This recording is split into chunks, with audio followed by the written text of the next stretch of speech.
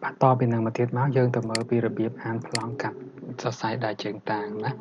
អានប្លង់កាត់សរសៃដៃជើងតាងយើងដឹងហើយថាជើងតាងរបស់យើងវាមាន3ប្រភេទប្រភេទ F1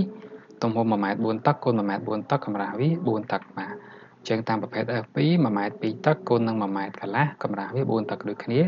ហើយជើងតាងប្រភេទ F3 ទំហំវាដាក់ A គុណនឹង B អញ្ចឹងទៅហើយកម្រាស់វា4តឹកដូចគ្នាអញ្ចឹងនៅក្នុងតារាងនេះមួយវាមានសង្ខេបថាដៃផ្នែកខាងក្រោមរបស់ជើងតាងគឺ T14 មានន័យថា14លីកម្រិត1តឹកកន្លះមួយដូចគ្នាណាជើងតាងទាំង3ប្រភេទហ្នឹងដៃខាងក្រោមវា14លីកម្រិត1តឹកកន្លះមួយហើយដៃខាងលើវា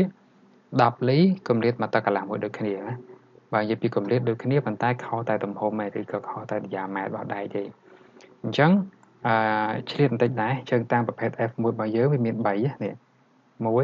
1 2 3ហើយប្រភេទ F2 មាន3ដូចគ្នា1 2 3អញ្ចឹងប្រភេទ F3 នេះវាមានតែមួយទេរៀងអក្សរអុយបាទមើលតាមរូប 3D ទៅប្រភេទ F1 នេះសសរហ្នឹងចំរបស់ជើងតាងប្រភេទ F2 សសរហ្នឹងនៅខាងហើយប្រភេទ F3 ហ្នឹង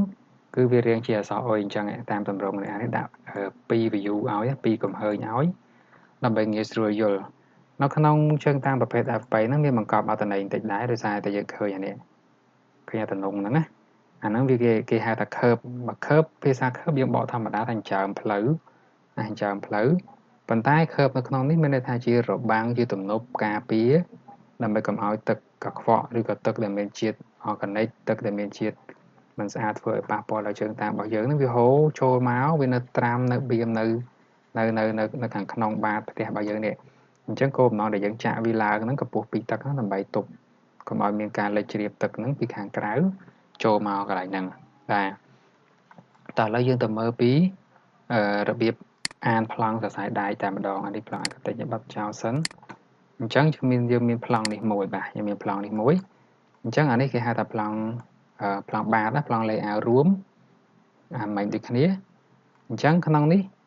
យើងមើលតារាងដែកនេះ footing F1 បាទ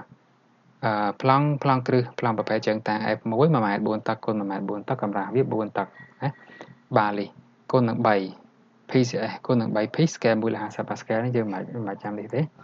អញ្ចឹងក៏ចង់បញ្ជាក់ថាជើងដែកវាមាន4ប្រភេទណាបាកូដនេះមានលេខ1លេខ2លេខ3និងលេខ4ដៃលេខ1រៀងជាអក្សរអុយអញ្ចឹងដៃលេខ2រៀងអក្សរអុយដូចនេះដែរផ្កាប់បាទដៃលេខ3រៀងជាអក្សរ L ហើយដៃលេខ4រៀងចេះណារៀងជាការ៉េហើយមានអាបតចេះមានន័យថាអានេះជាដៃកងដៃលេខ4ណាអញ្ចឹងយើងទៅ